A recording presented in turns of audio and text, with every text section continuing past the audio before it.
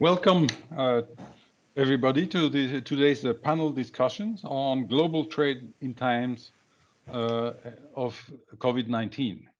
I'm the Secretary General of EFTA, or Gétaz. We are hosting this event today, and I'm very happy to welcome Ambassador Didier Chambovey from Switzerland, who will be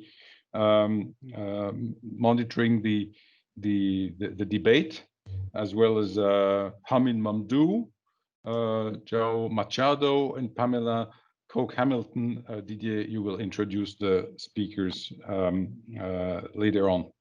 With today's event, EFTA is launching a new series of online interviews and panel debates with high-level stakeholders around global issues, but also European issues. EFTA is at headquartered in Geneva, but has operations in Brussels as well.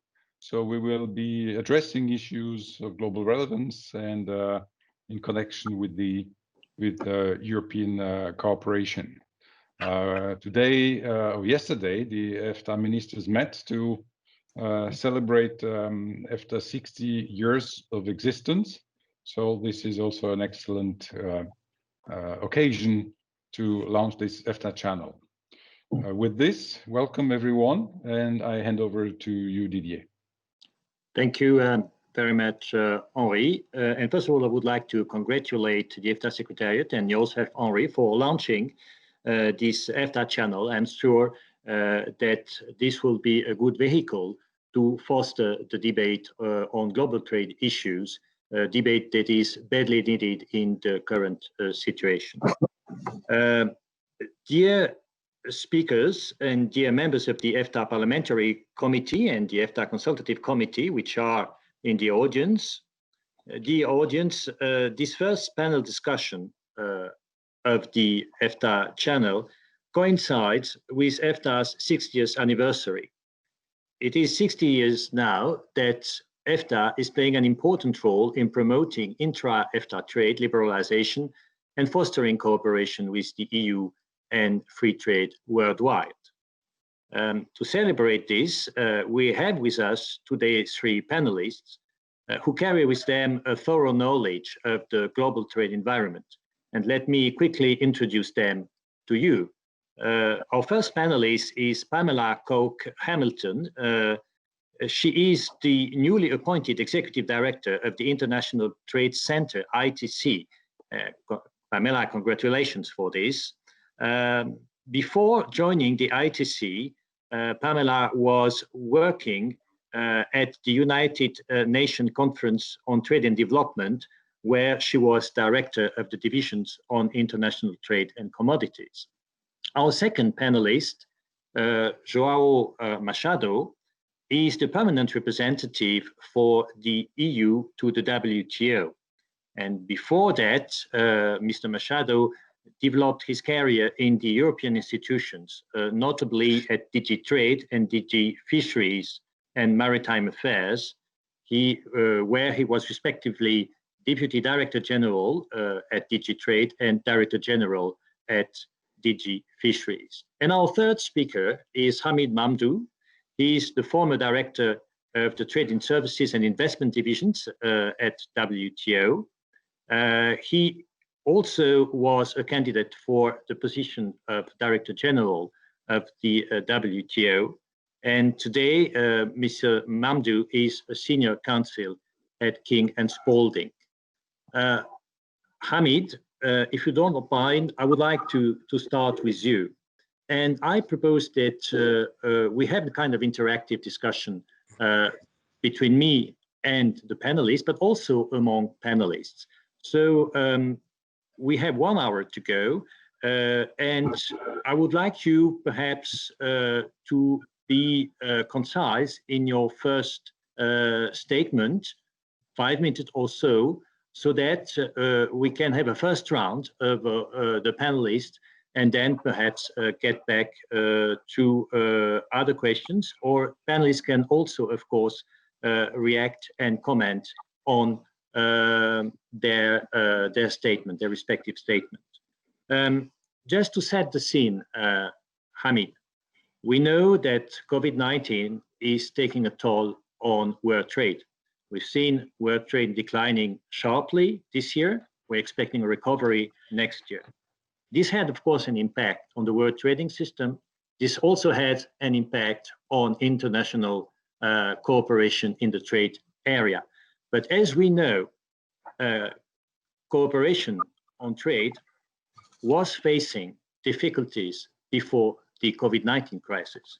Multilateral negotiation under the Doha round have stalled, and we have seen some worrisome development at WTO, in particular the fact that the WTO appellate body is not any longer now to make final decision on disputes among members. What does it mean for multilateral cooperation, Hamid? Does it mean that we've reached some limits? Does it mean that we have to look for other kind of cooperations, and which would be, according to you, the most promising avenues? Well, thank you so much, Didier, for the introduction, and thank you very much, Henri, for the invitation as well. As you rightly said, COVID-19 has faced a multilateral trading system with unprecedented challenges. We know the effects on trade. We know how it affects both sides of the economy, the production and the consumption. Of course, trade is what links production and consumption, so trade also is severely affected. COVID-19 also highlighted the importance of digital trade, which is a very important feature now, but at the same time, it also highlighted the extent of the digital divide. So not all countries are moving in the same direction when it comes to the process of digitalization, which is quite important in terms of changing the nature of so many things that are happening on the trade arena, including how global value chains now are restructuring and operating. All these are things that economists have written so much about, and the analyses are out there, but the effect on the system is what we're focusing on here. And I would recall the sort of government reactions to COVID-19 in the form of trade measures and restrictions and so forth. But as you rightly said, Didier, the WTO, or the multilateral trading system, before facing COVID-19 has had what doctors would call pre-existing conditions. The WTO was not really in good shape when it started facing the challenges of COVID-19. And if we look at what happened in the WTO over the past, say, 20 years since the launch of the Doha round, we might be able to see why we are in the situation we're in today, and that might give us some hints about where to go from here. The phenomena that I would identify as at a sort of a very, very high altitude level, looking at the system, is that the WTO has suffered from an unsustainable imbalance in its vital functions. And by the vital functions here, I mean what I refer to as the three pillars, the tripod on which the system sits, really: the dispute settlement, the negotiating function, and the deliberative function. And over the past 20 years, what we have seen happen gradually is that the two of those legs of the tripod have broken down: the deliberative function as well as the negotiating function. While at the same time, the dispute settlement function has gained strength due to the inherent automaticity in dispute settlement procedures. Now, of course, that imbalance was not sustainable, and it led to a breakdown in the dispute settlement function as well. Now, the long and short of this view is that members have not been talking together, have not been talking with each other to the extent needed, while at the same time the realities of global trade has been moving towards complexity of relations and complexity of production structures, and this sort of intertwined way in which trade and services and trade in goods have been moving towards a much more complex trade reality that also poses a lot of complex questions to trade policymakers and to trade negotiators.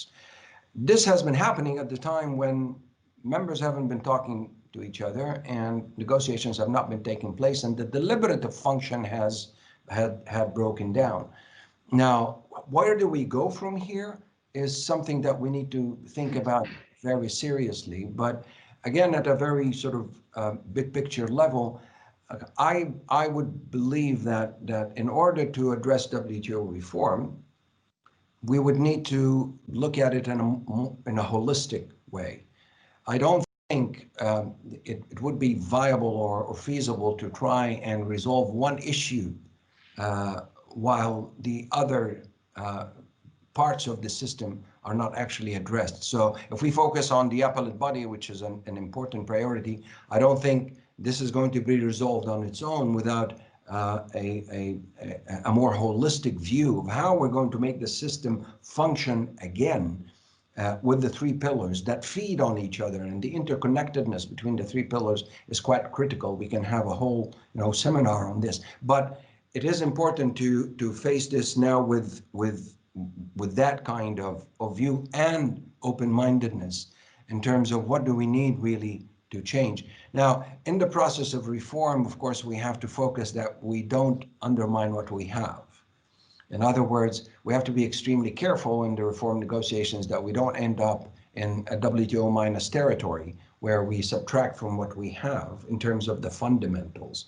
And then we need to look at each of the files, be it appellate body, special and differential treatment, be it the reviving the negotiating function, and how do we improve notifications and the transparency within the deliberative function so that the system would start functioning again. Now, the way forward, there are lots of details that you can unpack from this set of issues. But when we look at back to COVID-19 and the WTO, we distinguish between short-term and long-term. The short-term, I think, is what do we do with government measures that are restrictive now? And I think the G20 have issued some guidelines which are quite valuable, and that addresses your point, Didier, about international cooperation and how actually can we get some kind of coherence in terms of the way forward. And of course, the long-term in terms of how the WTO would face challenges, and that would be linked closely with the WTO reform agenda. Now, I've gone over my 5 minutes allocated by you, but of course there is a lot to be taken up in the discussion, and let me stop here and back to you, Didier. Thank you. No, thank you very much, Hamid. Probably we will have the possibility to get back to a number of questions later in the debate. Now I'm turning to you, João. And we are extremely pleased to have you with us because, as you know, for the EFTA countries, our most important economic and political partner is the European Union.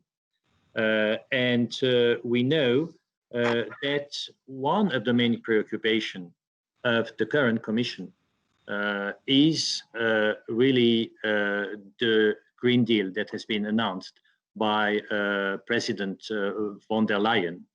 And this Green Deal should also translate into actions at the trade level. And as far as international trade cooperation is concerned, there are a number of initiatives underway where the EU has taken the lead or has been very instrumental. We know it's not an easy issue. Discussion on trade and environment, trade and sustainable development have been going on for decades at the WTO, but unfortunately we have to agree that they have not resulted in a far-reaching outcome. This is not to say that the WTO agreement would prevent countries from protecting their environment, not at all, but now possibly due to the challenges that we are facing, we certainly need to develop new aspects, and we certainly need to find ways to achieve what we are calling this mutual supportiveness between trade on the one hand, trade openness on the one hand, and sustainable development on the other hand. I'm sure, João, you have a lot to say about this and about the initiative that the Commission has launched. Thank you, Didier.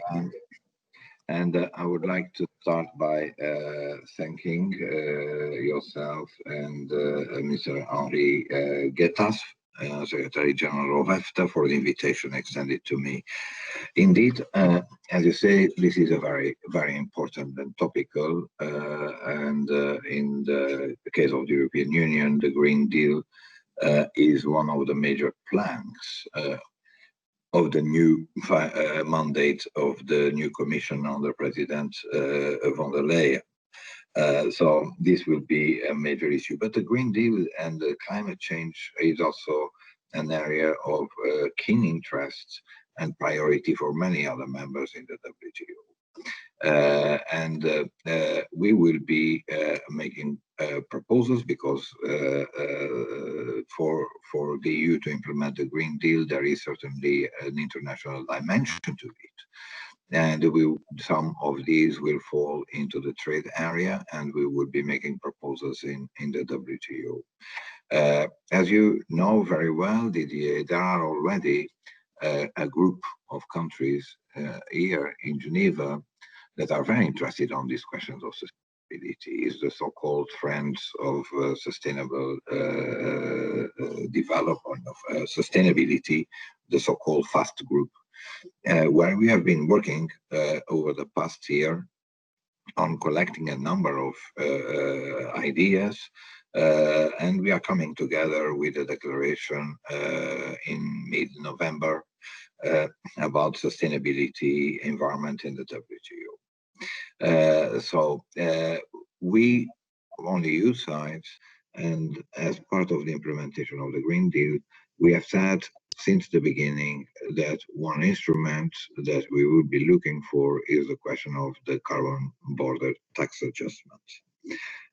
This is being considered right now. We don't have yet the design, but we have maintained since the start that any such instrument would have to be WTO compatible, non-discriminatory, but the discussions are still ongoing.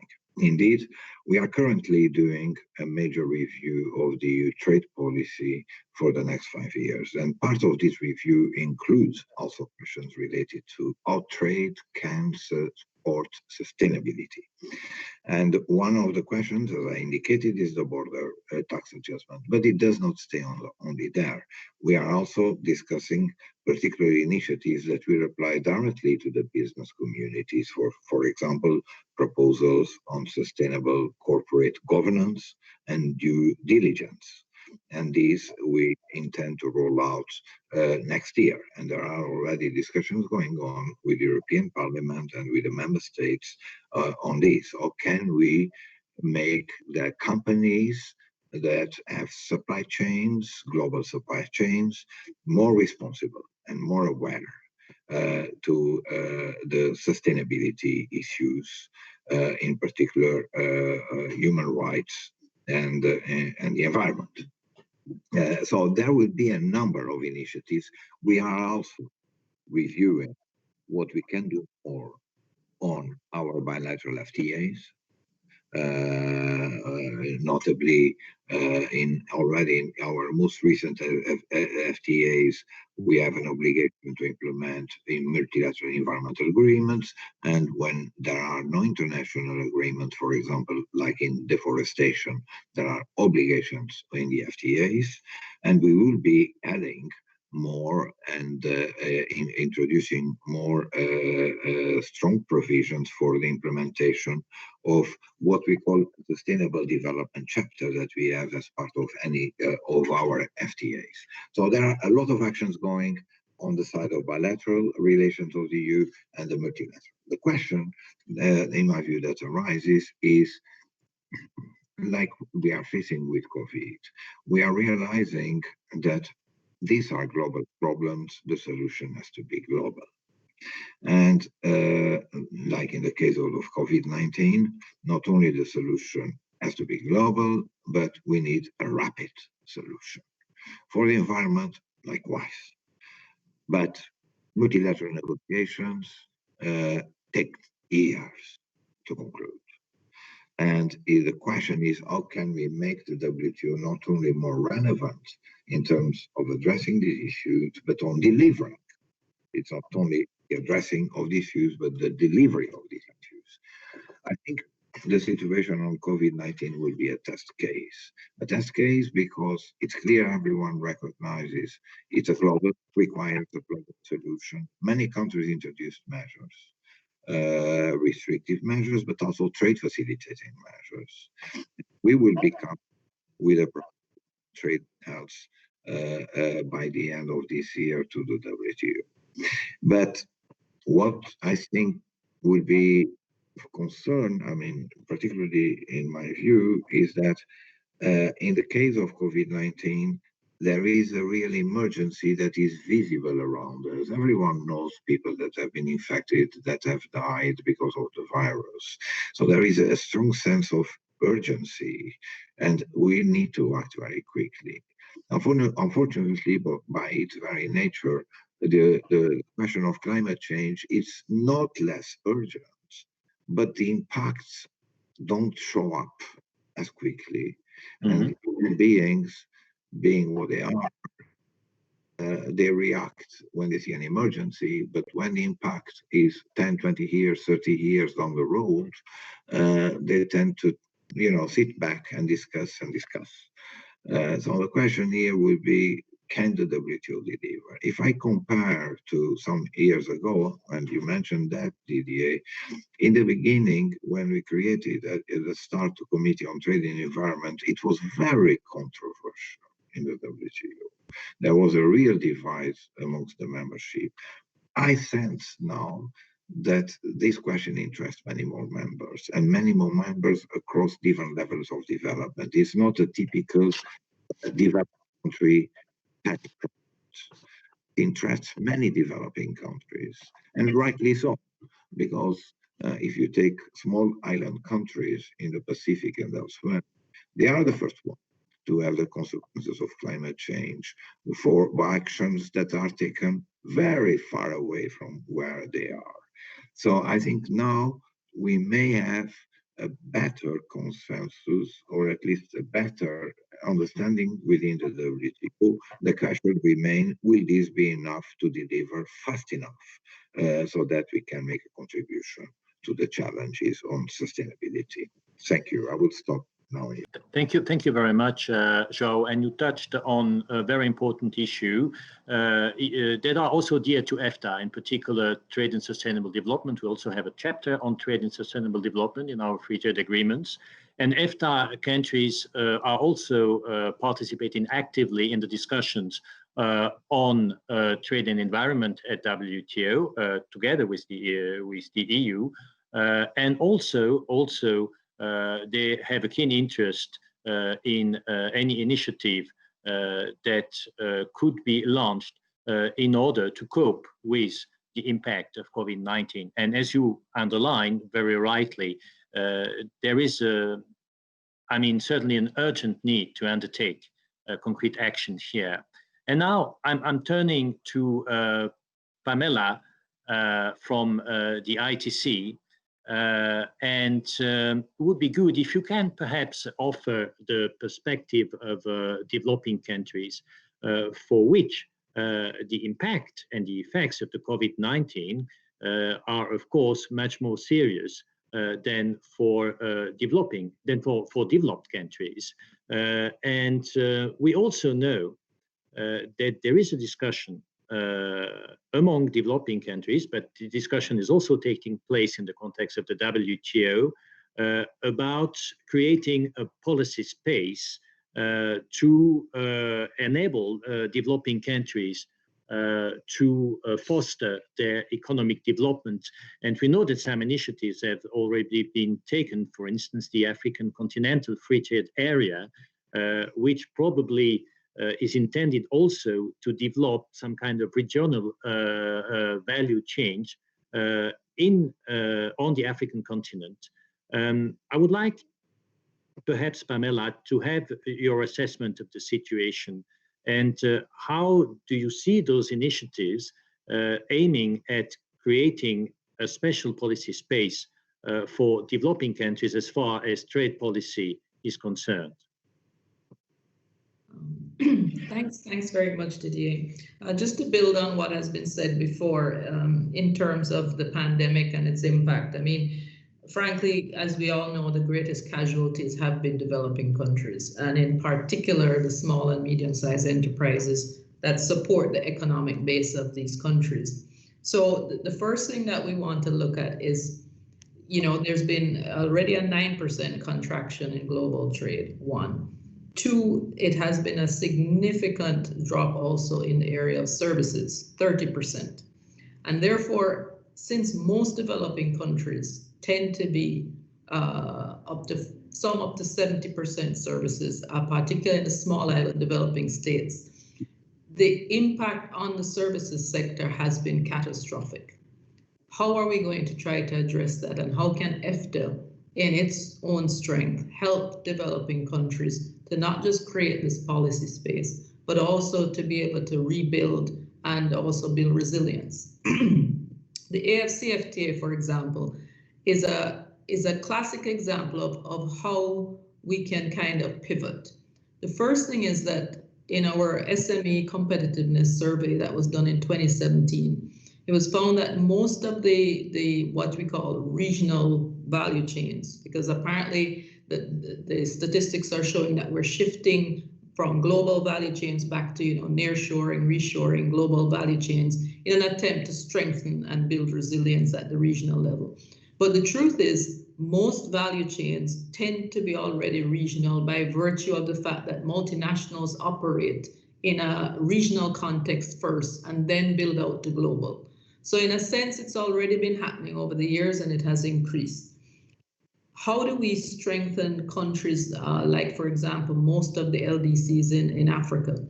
The AFCFTA can be used as a base through which to build strengthening cooperation with EFTA. EFTA has shown it's one of the most successful free trade areas. It has autonomy. It also has within it four of the most successful countries in terms of economic development.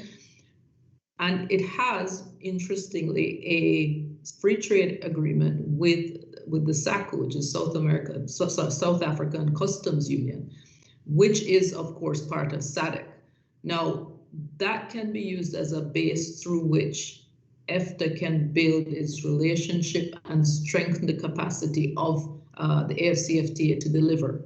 Because one of the biggest weaknesses that we've seen, for example, in most of these free trade areas and free trade agreements is that they're beautiful on paper, but at the end of the day, they don't translate necessarily into increased market access, into penetration for businesses, into enhanced economic growth. They just are lovely.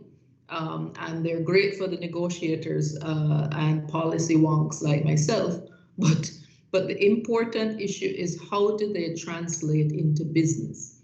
And I think this is an important aspect that we need to look at. What are the issues that need to be done in terms of enhancing business capacity to take advantage of agreements like an AFCFTA or other regional FTAs that will be developing? One is going to be looking at ensuring that the businesses understand the provisions that have been agreed in these, and also influence those provisions. And one of the things ITC has done very successfully is the business guide for the AFCFTA, and allowing that to enable the businesses to not only intervene in the negotiating process, but also to know how to take advantage of some of the provisions that have been agreed.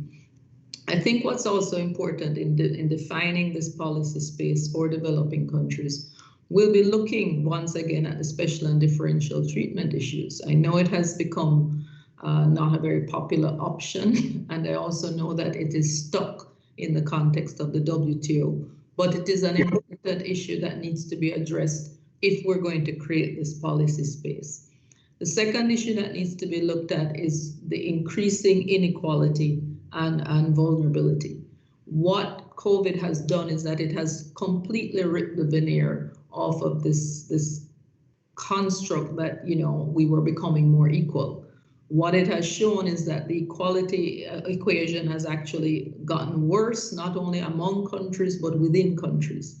And those are important issues that we need to address. How do we address the digital divide? We talk about e-commerce. We are pursuing, you know, the e-commerce initiatives in the WTO and elsewhere. But if there is no real penetration in the infrastructure, how are businesses going to take on e-commerce? In Africa, the penetration rate at the household level is 18%. For LDCs, it's 11%. So if there is no real penetration at the household levels, you know, we have phones and so on, but that's for payment systems, etc. And so they're convenient. But in terms of hardcore business, how do we increase the capacity of these countries to engage in a digital arena? It's clear that, you know, digital sales, digital engagement is going to be critical moving forward. The COVID-19 pandemic has shown that the digital world is going to become more and more important. We're already seeing that through this very meeting. You know, the fact that we're meeting and everybody is Zooming or Microsoft Teaming or doing something else. How do we ensure that developing countries are not left behind in that in that prospect? So I think these are the points that I wanted to make as an initial go around. But I think it's very important that we are able to look at the growing inequality issues, look at the special and differential treatment issues, look at how the system has worked with respect to the increased protectionism that came about in the first couple months of COVID and how it impacted developing countries. Look at the supply chains and how they narrowed, and also how to ensure that those continue. How do we increase South-South cooperation? How does EFTA help in terms of, you know, helping developing countries to engage in increased market access, market penetration, business to business, and also the vulnerable populations of women and youth. The issue of gender equality continues and has worsened. Women have been the most impacted of all the groups. And how do we address that? How do we address the youth populations that are exploding across the developing world and will become issues more difficult to manage in the context of less economic largesse? So I'll stop there and give you back the floor. Thank you, Didier. Thank you very much, Pamela. Pamela, you touched upon an important issue. You mentioned those capacity constraints that developing countries, in particular least developed countries, are facing. And you mentioned the case of the digital divide, and we know that there are negotiations going on at WTO on e-commerce. The idea here, of course, is to set up a kind of regulatory framework which should apply as widely as possible. We know that not all WTO members are participating in these initiatives. There are a number of developing countries participating. Now, the question I would like to ask you, I mean, if a developing country is facing capacity constraints, wouldn't it be nevertheless worthwhile for this country to participate in this effort to develop this regulatory framework so that at least the perspective of developing countries and least developed countries are taken into account when this framework is being developed, just to avoid a further marginalization? But of course, work has to be done in order to increase infrastructure, to improve infrastructure and capacities. How would you see this? Do you want my honest perspective or you want my diplomatic perspective? Up to you, Pamela. You know, I was at a dinner sometime last year with the foreign minister, no, not foreign minister, Minister of Gender and Trade of Sweden, I think it is. And there was a discussion about this very issue, about why certain developing countries would not participate in the e-commerce discussions in the WTO. And I think that the best answer I ever heard that described the difficulty that is faced, or the quandary faced by most developing countries, or a lot of developing countries, is this. The ambassador who was there, I won't say where he's from, but he said this. He said, you know, it's like telling me, look, I'm going to, you know, he says, I'm going to buy my son a Porsche. And the Porsche is great. I mean, every kid, every 18-year-old boy wants a Porsche, you know? But he can't drive. So the Porsche is of no use to him except to plant corn, because he can't drive it. And unless he gets technical assistance and the capacity building to be able to utilize this phenomenal machine, it is of no use to him. And I think this is the crux of the matter. Whenever something enters the WTO context, and this has been my experience when I was a negotiator 30 years ago for Jamaica, at the time the Uruguay round was introducing a plethora of issues, from services to intellectual property, you name it. It was thrown in there as a single undertaking. Many of the countries at the time and many of the delegates did not have either the resource capacity or even the knowledge to negotiate some of these in real time.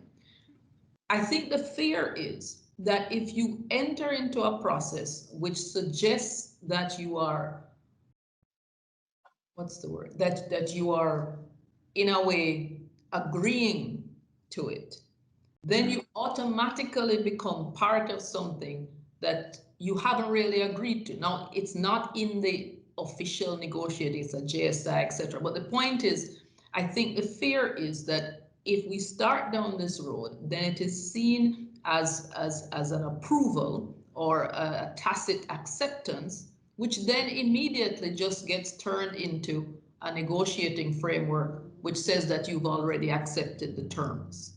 Do you understand?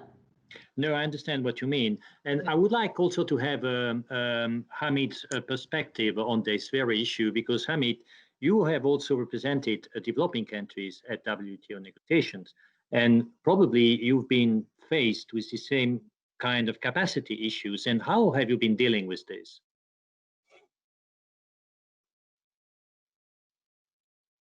Hamid. Yes.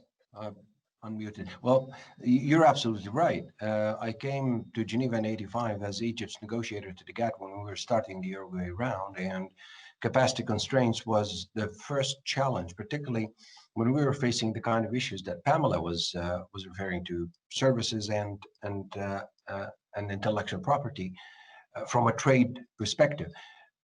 We made every effort to mobilize all kinds of resources that can be mobilized, not just within the GATT at the time, which is a limited organization, but also from UNCTAD, from the United Nations, from OECD, from all sources of knowledge.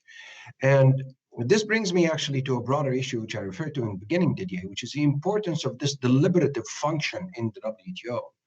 The absence of an effective deliberative function leads exactly to the kind of knowledge gap that Pamela is referring to as a challenge. And an activation of some sort of that deliberative function is what helped us during the Uruguay round as developing country negotiators to bridge that gap. It was not bridged completely, because this was done to a very large extent out of individual efforts or country group efforts, which created pockets of knowledge, but that needs to be addressed at an institutional level. This is why I think that deliberative function would need to be seen in the context of how to resolve those problems. But the complexity of trade policy issues is on the rise. That's another challenge. In other words, the urgency of looking at this is rising because the gap is widening between the complex realities in digital trade and the level of knowledge deficit that Pamela is referring to. Okay, thank you, Hamid. On another score, there has been a lot of debate on WTO reform, on the necessity to adapt WTO rules to current economic realities. And in this connection, discussion have taken place on what we call leveling the playing field. And I know this is one of the preoccupations of the EU, João, and probably reflections are underway. We know that together with Japan and the United States, the EU has been preparing some proposal with a view perhaps to improve disciplines on some practices that would thwart the playing field and create unequal competitive conditions for companies. João, can you elaborate a bit more on this pillar of the EU's trade policy? Yes, Didier. Indeed, this whole question of level playing field is at the origin of some of the tensions that we have on the system, particularly between US and China, but also the US concerns. Some of the policies that are implemented have a negative externality in terms of impacting on the trade policy and the markets of other countries, and we need to address these. Back in the 90s, during the negotiations of accession of China, everyone believed that after acceding to the WTO, we will all become the same, with the same system. The reality has shown that this is not necessarily the case. I'm not passing any judgment on the different economic systems, but there are differences, and some policies have spillover effects that can impact on other members. Overcapacity in some sectors, subsidies that are given and are not captured by the disciplines that were agreed. So what we need to do is update in our view, this needs to be done, and the only way to update the discipline is through a negotiation. If we come to the conclusion, which I think we all have, that the current routes may not be sufficient to capture this type of externalities, then we need to go back to the drawing board and negotiate. So we have been in discussions with US and Japan. We have not yet arrived at the point of making a proposal. We have already submitted a paper earlier in the year for discussion among some groups of countries, but a proposal is not yet on the table, but we continue to work on it. This will not be an easy negotiation, but we need to address this because it's the sustainability of the WTO system that is at stake. If governments come to the conclusion that it's impossible to update the rule book in these areas, then they may become uninterested with the rules that we have. They don't capture the difficulties that enterprises are facing, both in their own market, but also in third country markets. So this is an important, and I think a really existential, that goes back to the function of negotiations and the need to update WTO rules, which is normal after 25 years of existence. I think it's natural that the rules don't fit and do not capture the economic realities of business today, and not only of business, but of the government and state practices.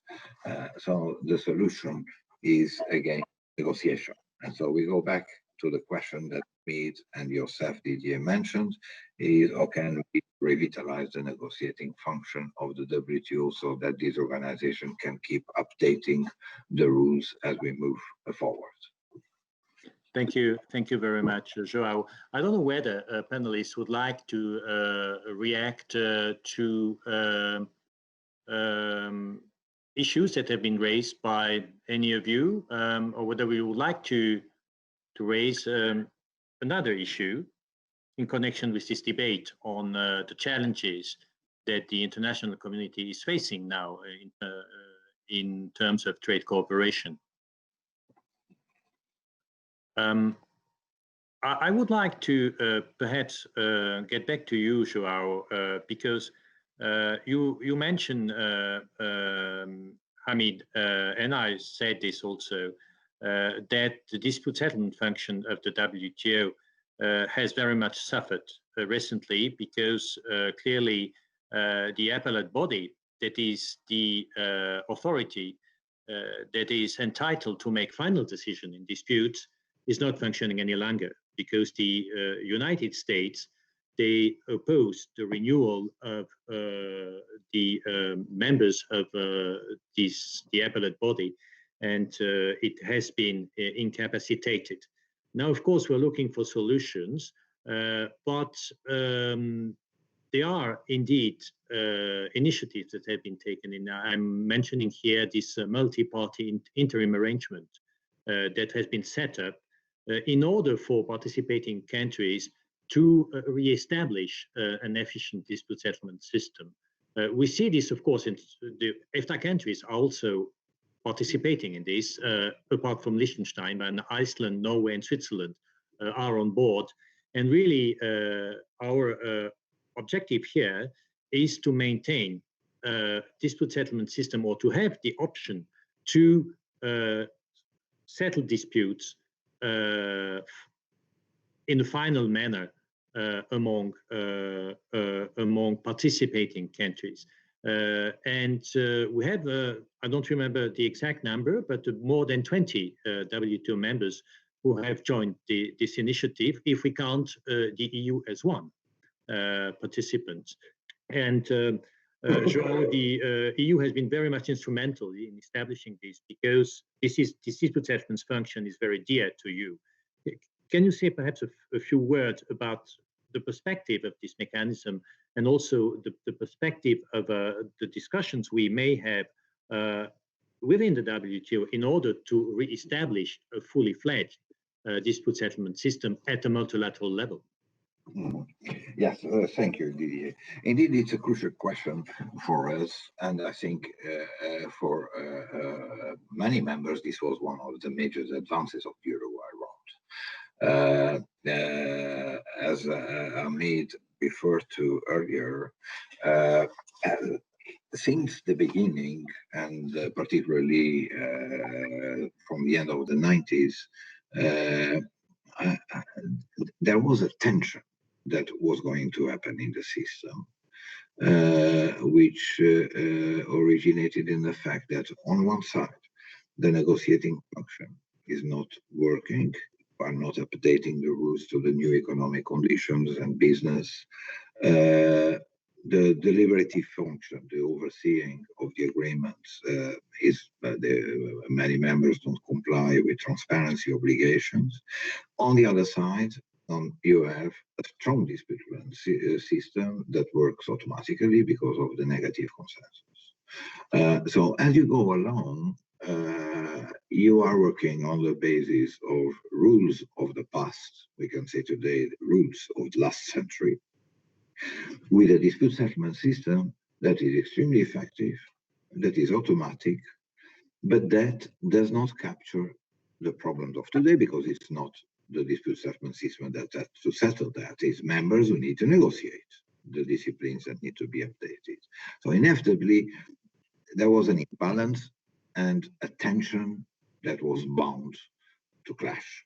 It clashed also because the US took the view that the appellate body was negotiating instead of settling disputes, but the tension was there. For us, European Union, it remains crucial to have a two-stage dispute settlement system.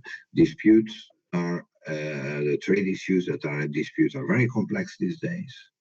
And we cannot go back simply to the time of the GATT with one single panel level of settling disputes. We wanted to continue to benefit from a two-stage dispute settlement, and then together with other countries, including Switzerland and many. Today we are 24. We agreed on these multi-party interim agreements. This multi-party interim arrangement, it's not intended to be an attempt at reforming the appellate body. It's simply the members participating in it saying we want to continue to benefit from a two-stage dispute settlement system, at least for the disputes among ourselves. Of course, it does not cover the United States and others, but at least for the 24, we can benefit from a two-stage dispute settlement system. Of course, the action and the priority should be in re-establishing the multilateral appeal system. And we very much hope that in the coming months, we can start a conversation on that to see exactly, particularly from the United States, what exactly are their views, their proposals, so that we can, around the table, put and try to negotiate something that address the concerns of the different members. But for us, it's crucial to have a second stage appeal review. There are many things that we can review in the current system in the DSU, but we need to preserve the two-stage system, the automaticity and binding nature of rulings, and the impartiality of the dispute settlement system. So that's where we are. It's not a best situation. It's clearly a second best, but we prefer, together with the other 23 members, to continue to benefit from it rather than being taken completely hostage by the current situation, where we are only with an option, which is either accept panel reports or appeal into the void, which I think is the worst possible outcome. Yeah, thank you, João. And appealing to the void, it means that there would be no decision. Basically, that's what it means. So I'm turning back now to Pamela. Pamela, you said, I mean, the penetration rate of the internet in developing countries, in particular least developed countries, is very low. But isn't e-commerce also providing a lot of opportunities, in particular to countries with poor infrastructure? Because selling online is being used also by companies, in particular small-sized companies from developing countries. And if, for instance, the moratorium on the imposition of custom duties on electronic transmission were to be discontinued, and if countries were to impose custom duties on electronic commerce, don't you think that this could also have detrimental effect on those small-scale enterprises in developing countries who are relying on a number of electronic platforms to sell their products?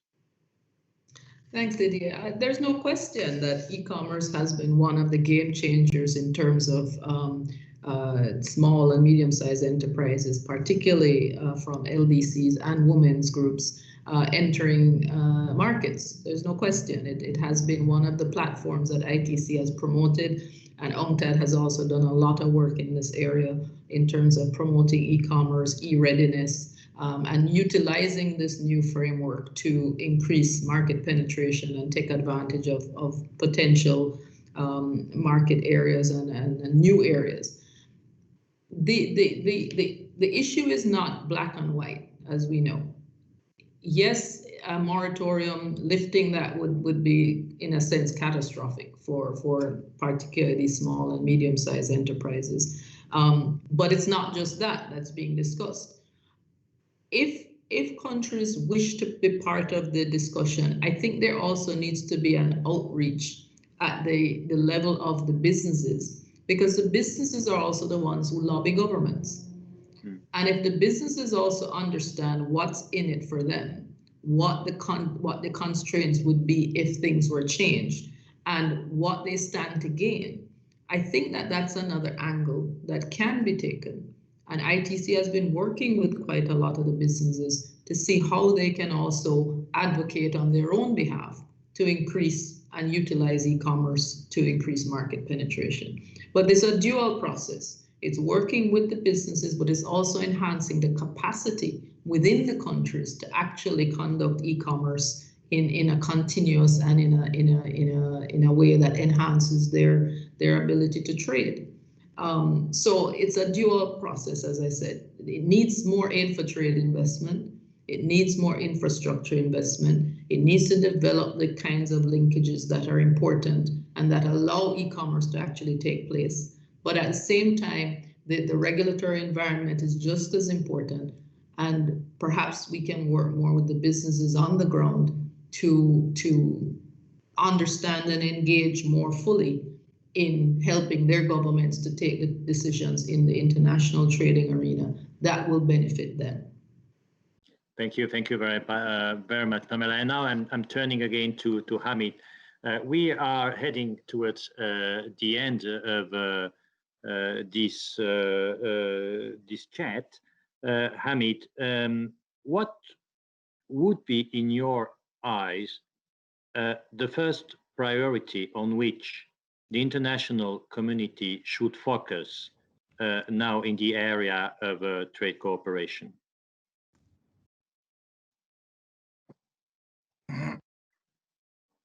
I think the most important next step, Didier, would be MC12. So perhaps for some listeners, MC12 is the next ministerial conference of the WTO, exactly. Which should take place next year. We don't know exactly when, but normally in June. Yeah. Exactly. Sorry. Yes, the next ministerial, and this is where I think the international community and WTO membership need to focus on what do we need in order to make that ministerial meeting a point at which we move the WTO into positive territory, and in which we actually have an agenda that provides the way forward. And I would see this as two sets of issues. The first would relate to an agenda on WTO reform that would have the kind of comprehensive approach and coherent approach that addresses the three functions. Because again, it is terribly important that we realize that the system was designed to function with these three pillars actually working. And I digress here a bit to refer to again, Pamela's point about the lack of knowledge. I mean, an example of this is what's happening on e-commerce. The deliberative mandate of the e-commerce work program has sort of died off years ago, and all of a sudden, we take the whole set of issues and much more complicated to the negotiating function with the JSI, and the most frequent complaint that you hear from delegations is the knowledge gap. So we need that agenda of WTO reform to be comprehensive with the right kind of guidance to move forward. The second set of issues would be about negotiations. We have the urgent negotiations on fisheries subsidies, the JSIs, and the rest of the negotiating agenda that needs to be revived.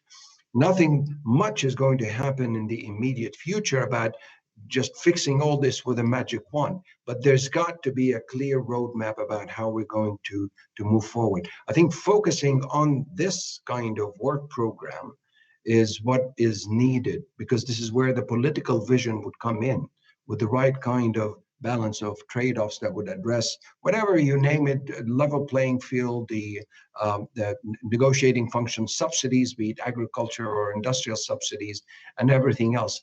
We need to have a comprehensive approach towards that. That agenda, I think, would be the priority. So back to you, Didier, and thank you very much. Thank you very much, Hamid. I think we have to stop now, at this point, because it's now midday, 12 o'clock. And I would like to thank the panelists for their contributions.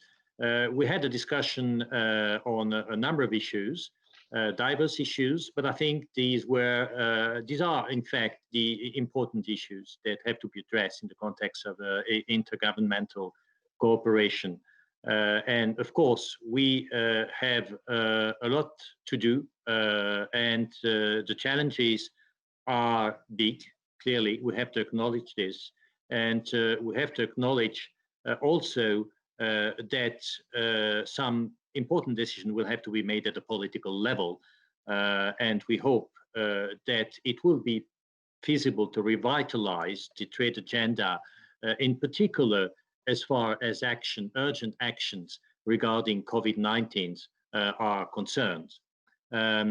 Thank you again, the panelists. Thank you for your participation. And I would like to hand over now to Henri. I think you have an announcement to make. Thank you, Didier. Yes, I'm glad to do that. But let me thank you and your guests for this very interesting discussion.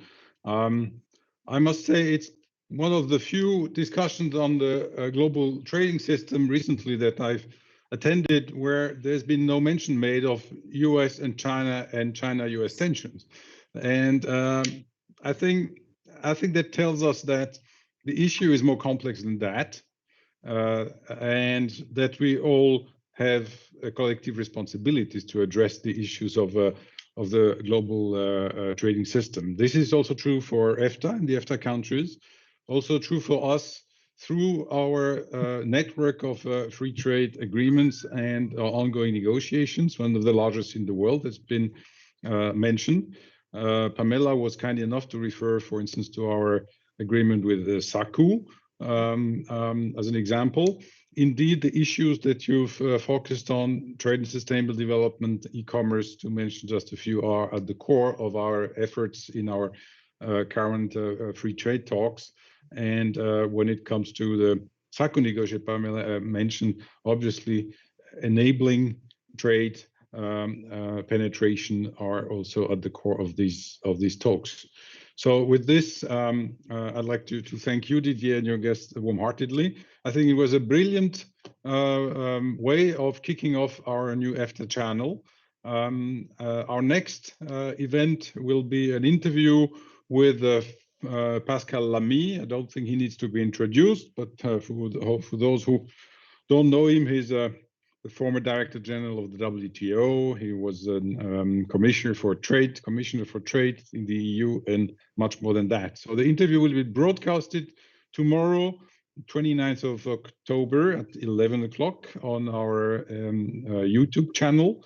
You can find the link for our audience under our website, www.efta.in, www.efta.inint.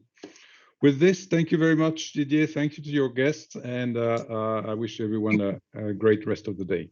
Thank you. Thank you, Henri. Goodbye. Thank you very much.